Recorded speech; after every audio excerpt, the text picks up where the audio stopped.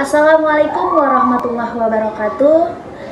Halo Bapak Ibu sahabat guru penggerak. Pada kesempatan kali ini saya Anissa Zain, calon guru penggerak angkatan 10 dari Kabupaten Labuhan Batu Utara. Pada kesempatan kali ini saya akan melaksanakan kegiatan pra-observasi untuk tugas aksi nyata modul 23, yaitu coaching untuk supervisi akademik. Nah, pada kali ini saya ditemani oleh rekan sejawat saya, yaitu Ibu Dewi, yang nantinya Ibu Dewi ini akan menjadi objek pengamatan atau objek observasi yang akan saya lakukan nantinya. Untuk itu, mari langsung saja kita menuju pada kegiatan pra-observasi. Assalamualaikum warahmatullahi wabarakatuh, Ibu Dewi. Waalaikumsalam warahmatullahi wabarakatuh, Ibu Zain. Apa kabarnya ini, Bu Dewi? Alhamdulillah sehat, Ibu. Alhamdulillah baik ya, Bu ya. Jadi Ibu, pada kesempatan kali ini saya akan melaksanakan kegiatan pra-observasi kepada Ibu, dan adapun tujuan dari kegiatan pra-observasi ini ialah agar nantinya ketika Ibu melaksanakan pembelajaran di kelas, pada saat observasi akan saya lakukan kepada Ibu akan menjadi lebih siap dan lebih percaya diri lagi dengan berbagai hal yang nantinya akan kita bahas setelah ini ya, Bu. Nah, jadi Bu, pada pra-observasi ini ada beberapa hal ini, Bu, yang akan saya tanyakan kepada Ibu. Boleh ya, Bu ya? Baik, Ibu, boleh, Bu. Baik, Ibu. Untuk pertanyaan pertama terkait tujuan pembelajaran ini. Kira-kira apa tujuan pembelajaran yang ingin Ibu capai pada pembelajaran nantinya di kelas? Untuk tujuan pembelajarannya sendiri, Bu, itu ada 3. Yang pertama, melalui PowerPoint, peserta didik itu mampu menjelaskan secara baik dan benar rantai makanan sawah, ekosistem sawah seperti itu. Lalu yang kedua, dari video, saya nanti akan menampilkan sebuah video. Jadi dari situ peserta didik itu mampu membedakan antara ekosistem sawah, rantai makanannya, dengan rantai makanan dari ekosistem hutan. Lalu yang ketiga, peserta didik itu mampu membuat karya. Rantai makanan dari ekosistem yang akan nanti dijelaskan. Jadi tujuan pembelajarannya ada 3, yaitu siswa mampu menjelaskan rantai makanan persawahan ya. Baru yang kedua, siswa mampu membedakan yang mana rantai makanan persawahan dan juga hutan. Dan yang terakhir, siswa bisa membuat karya tentang ekosistem ya. Sangat bagus ya. Oke, jadi Bu, untuk area pengembangan apa yang ingin Ibu kembangkan kepada siswa pada kegiatan pembelajaran nanti?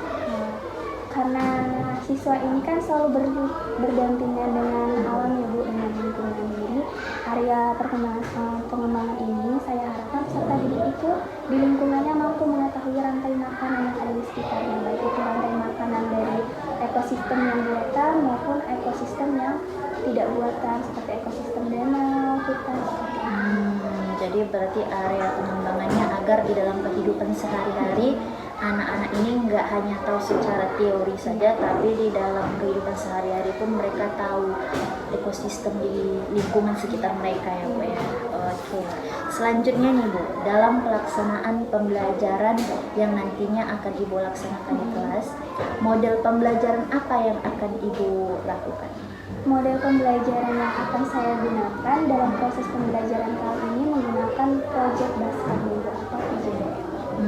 Project based learning ya. Itu nanti kayak mana tuh model?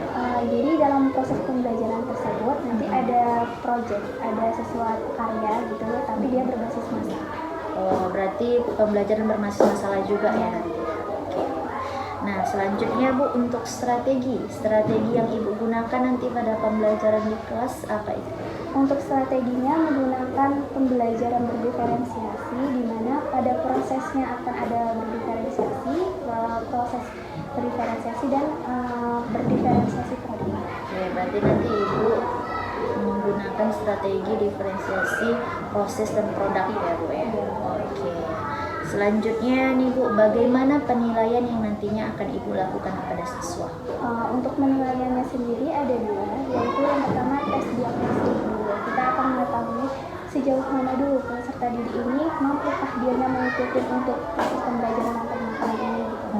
Baru yang kedua nanti ada tes sumatif di mana di akhir pembelajaran akan dilakukan diberikan LKPD. Di situ ada beberapa pertanyaan, ada soal-soal juga untuk sumatif. Oh gitu ya, jadi berarti ada dua, ada tes diagnostik dan juga tes sumatif.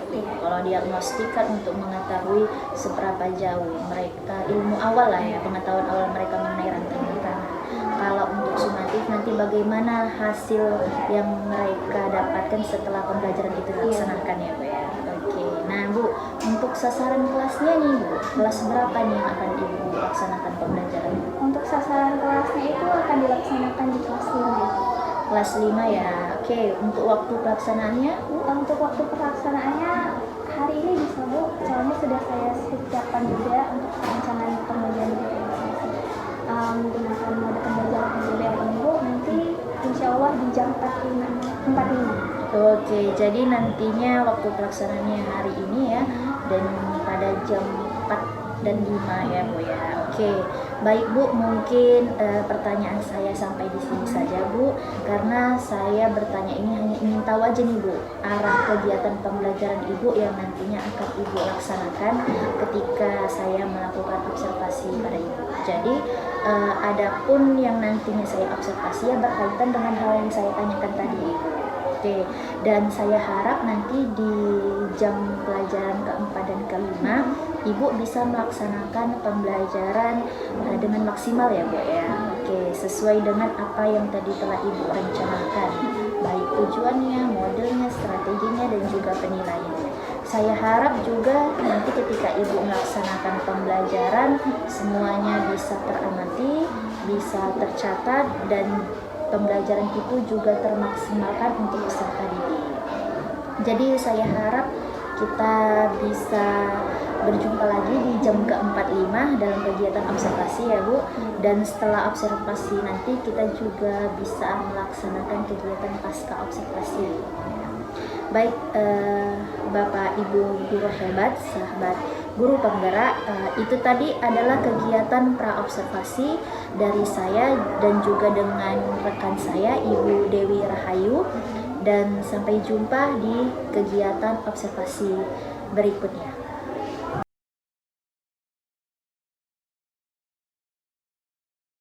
Assalamualaikum warahmatullahi wabarakatuh. Halo Bapak Ibu sahabat guru penggerak.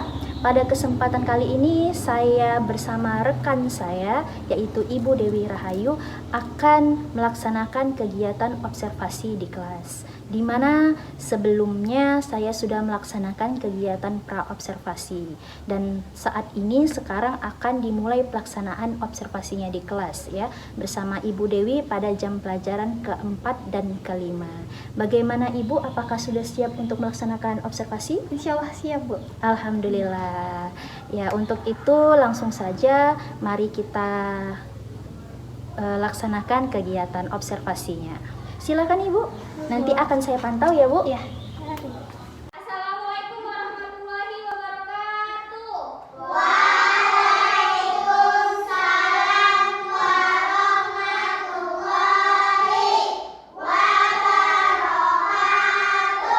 Selamat pagi anak-anak. Gimana kabarnya hari ini? Alhamdulillah, pada sehat semua ya. Ada yang nggak hadir nggak? Iya.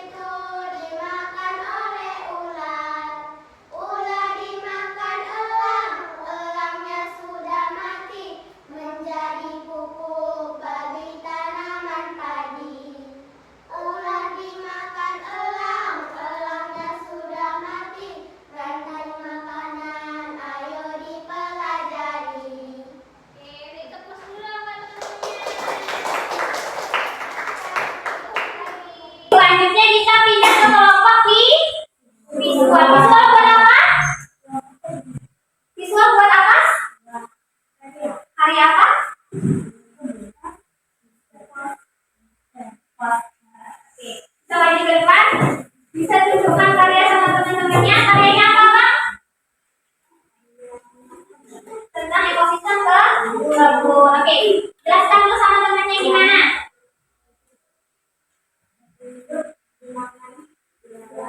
Rumputnya dimakan berat. Rumputnya ini sebagai apa, Bang?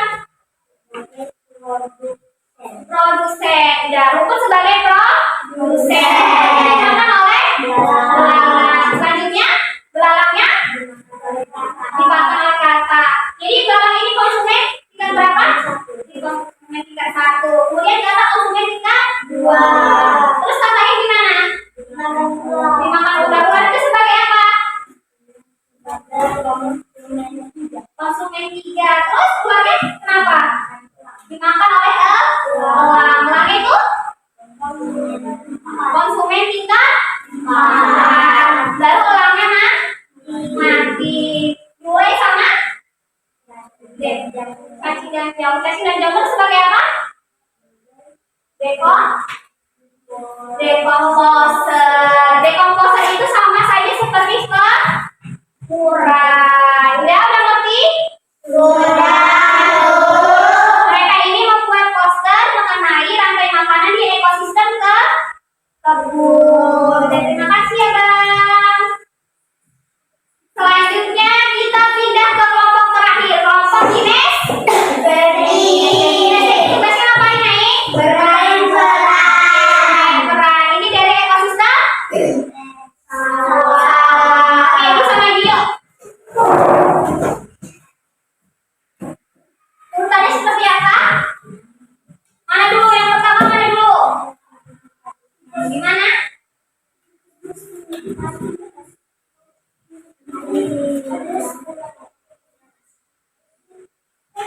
Ya, mana yang terakhir? Dekomposernya mana dekomposer?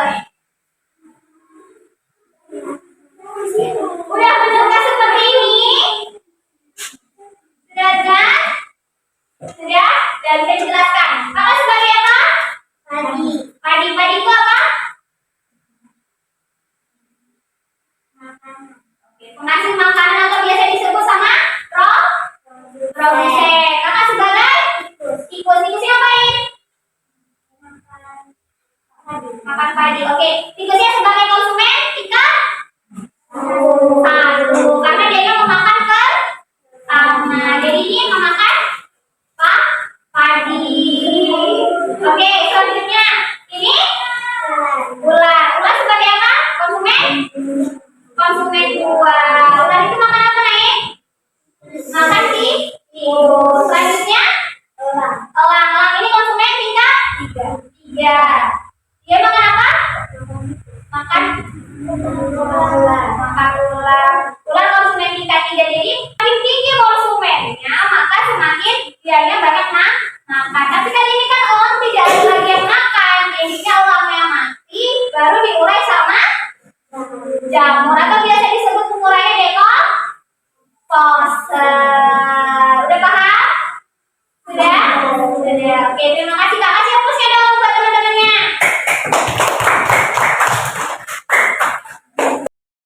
Kalian ada tadi auditori, ada kinestesi, ada visual. Oke, bisa kumpulkan lagunya, bisa kumpulkan posternya, kumpulkan tadi main perannya sama LKPD-nya perwakilan aja. Kumpulkan ke dari nilai.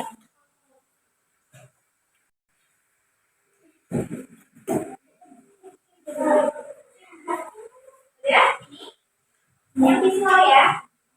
Ini auditor. Oke, terima kasih Kak.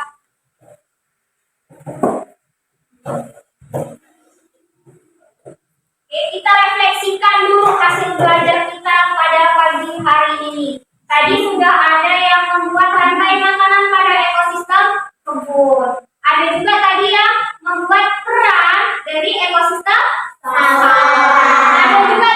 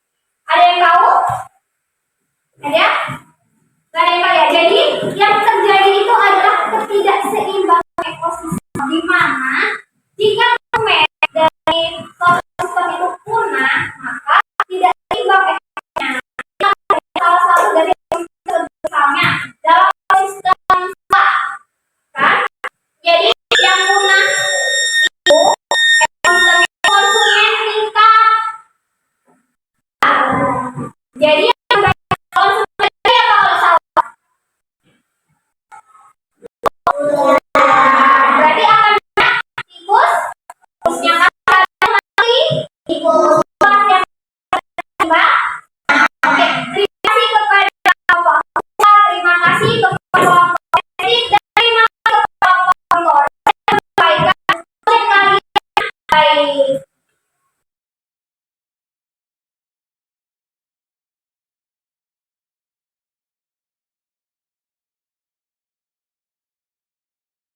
Yang mau ditanyakan? Tidak paham semua? Kita belajar mengenai jaring-jaring. Jaring-jaring makanan. Siapkan materinya untuk pembelajaran besok. Oke, bisa disiapkan.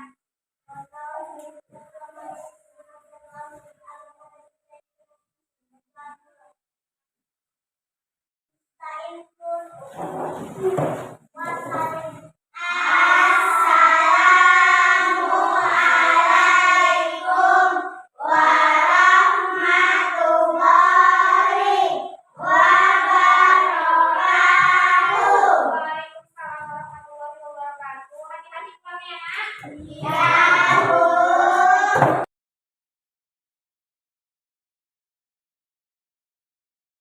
Assalamualaikum warahmatullahi wabarakatuh. Halo sahabat guru penggerak. Pada kali ini masuklah pada tahap pasca observasi, yaitu dengan saya sendiri Anissa Zain, calon guru penggerak angkatan 10 dari Kabupaten Labuhan Batu Utara. Saat ini membersama saya yaitu Bapak Bibi saya, Bapak Aulia Rahman, dan juga rekan sejawat saya, yaitu objek yang saya amati dan observasi yaitu dengan Ibu Dewi. Jadi setelah pertemuan yang telah lalu, saya sudah melaksanakan kegiatan pra-observasi dan juga pra-observasi bersama dengan Ibu Dewi, yaitu wali kelas 5. Ya. Yang mana pada observasi itu Ibu Dewi telah melaksanakan pembelajaran di kelas. Jadi langsung saja untuk itu kita melakukan tahap pasca observasi. Assalamualaikum Ibu Dewi, apa kabarnya Ibu? Waalaikumsalam Ibu Zain. Alhamdulillah sehat Ibu.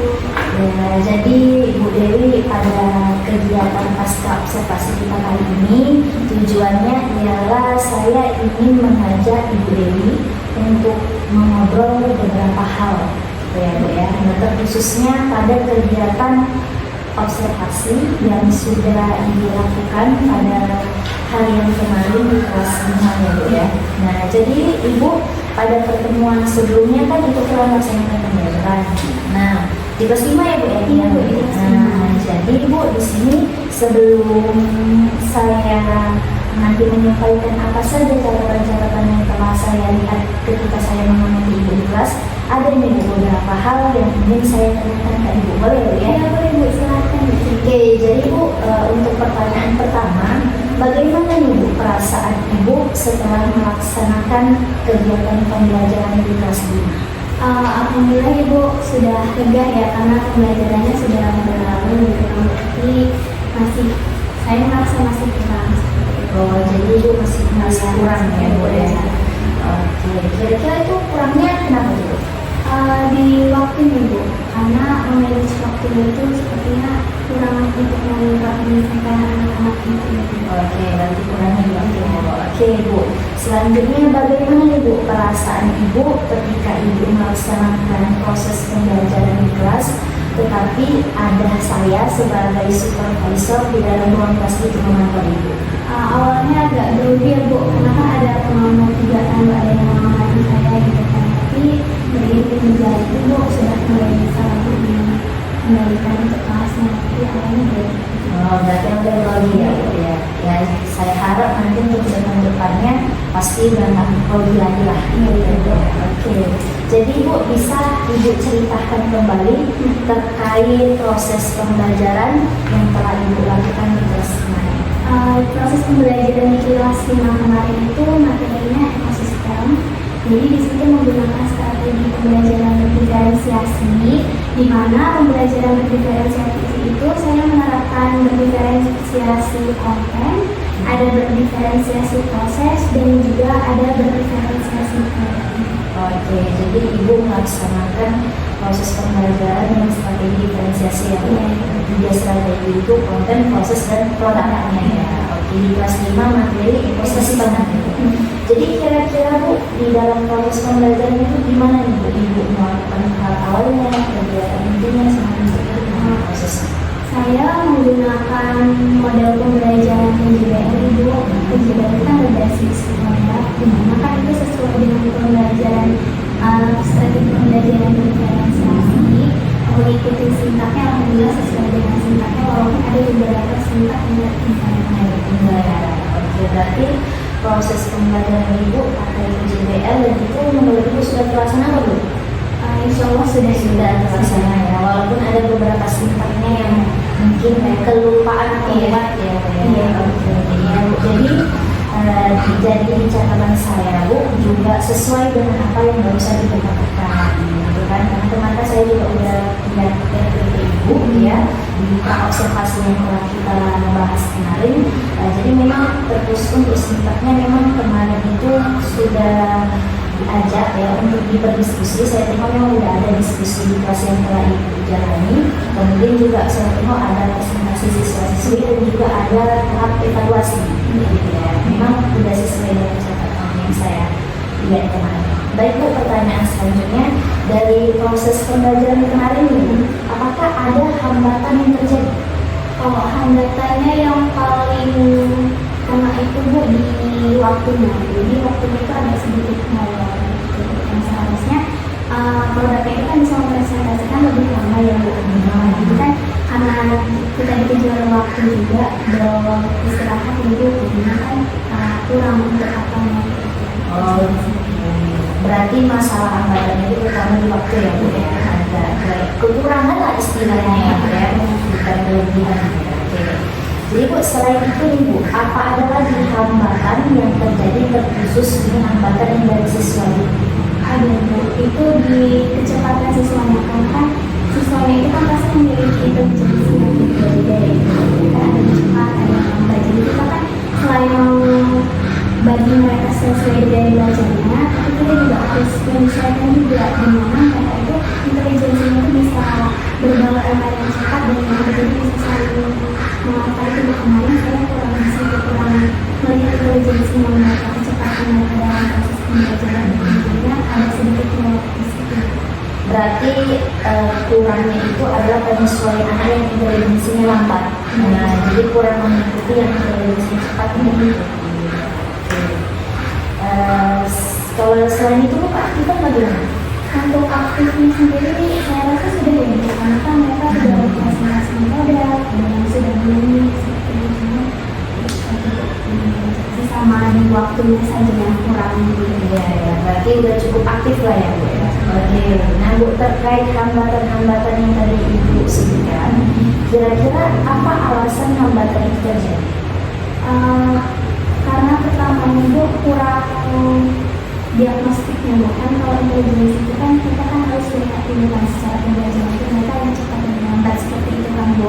Jadinya saya kurang di manage waktunya orang itu, dan intelijensi itu tidak saya sesuaikan dengan siswanya. Gitu ya. Berarti hambatan itu masalah Ibu kurang manage ya, kurang manage. Yang kedua juga masalah Ibu kurang lah ya, kurang dalam memberikan asesmen rumus di dalam mengelompokkan yang mana nih siswa yang intelijensinya lumayan, yang mana yang kurang gitu ya. Berarti bisa nih Bu ke depannya menjadi bahan koleksi Ibu untuk perbaikan pembelajaran selanjutnya. Oke. Nah, Ibu kira-kira dari hambatan tadi yang Ibu sebutkan ya, alasan hambatan tadi, apa nih Bu solusi yang akan Ibu lakukan untuk meminimalisir atau mengurangi hambatan tersebut agar kedepannya tidak terjadi? Saya Bu, kedepannya saya pasti akan melakukan asesmen diagnosis terlebih dahulu, juga menyesuaikan sama intelijensi siswanya. Jadi di mana di situ bisa mengurangi waktunya agar tidak terlalu. Jadi memang harus disesuaikan dengan intelijensinya. siswanya dengan gaya belajar mereka. Jadi jangan ada yang intelijensinya bisa terus, ada yang cepat terus kayak gitu, kalau ternyata ada yang cepat, ada yang lambat seperti itu. Jadi harus digabungkan kayak gitu sesuai dengan gaya belajarnya kayak gitu. Model pembelajarannya lah Bu, yang lebih bisa sesuai dengan peserta didiknya. Oke, berarti Ibu akan melakukan asesmen ulang dan juga akan menyesuaikan lah strategi atau model pembelajaran yang baru yang sesuai dengan intelijensi murid itu masing-masing. Iya ya, seterusnya.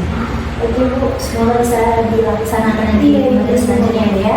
Nah, karena Ibu sudah menyampaikan beberapa solusi ini tadi barusan, kira-kira Ibu kapan Ibu akan mulai actionnya ya? Akan mulai melakukan memperbaiki hambatan tersebut agar tidak terjadi lagi ke depan.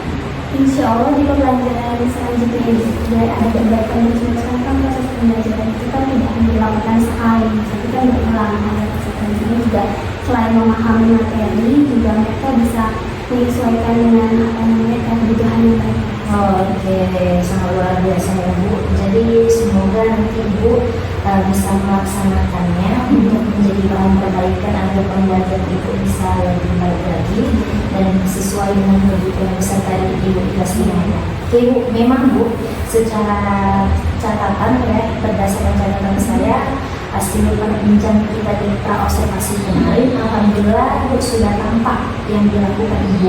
Jadi apa yang kemarin Ibu rencanakan di pra itu ketika di observasi memang saya lihat sudah Ibu laksanakan. Ya, alhamdulillah ya Bu ya. Dimana itu waktu itu saya sudah menyampaikan tujuan, kemudian model pembelajarannya, PBL masing-masing sudah dilakukan, dan juga bagaimana evaluasinya Ibu lakukan. Itu memang sudah saya catat ada gitu ya Bu ya. Oke, untuk ada juga beberapa hambatan yang Ibu sampaikan tadi itu sebenarnya juga terlihat. Saya memang juga ada beberapa anak yang kurang nangkap, kurang paham, bahkan dia sampaikan berkali-kali. Nah, itu memang saya lihat kemarin itu ya Bu ya.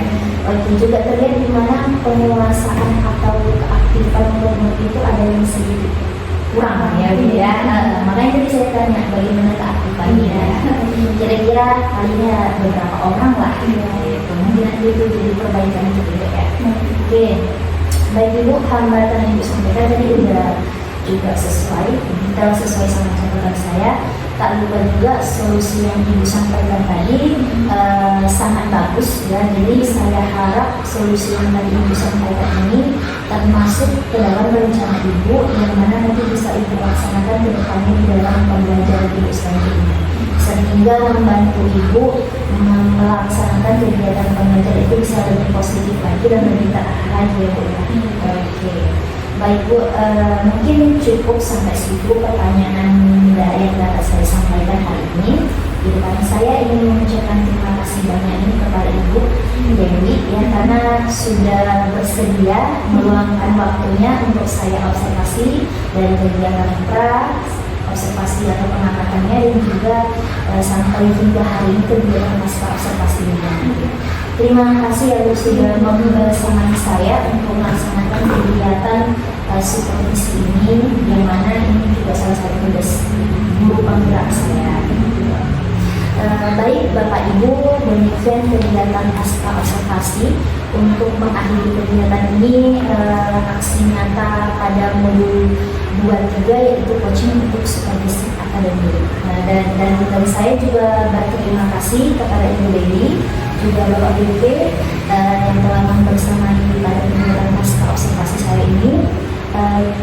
Kira-kira ini ada yang ingin disampaikan? Sudah cukup ya. Oke. Saya juga berharap kedepannya semoga proses observasi ini ya Bu bisa membantu Ibu untuk meningkatkan kompetensi Ibu, khususnya dalam hal kompetensi pembelajaran yang berpihak pada murid. Jadi Ibu bisa memaksimalkan potensi murid-murid Ibu di kelas.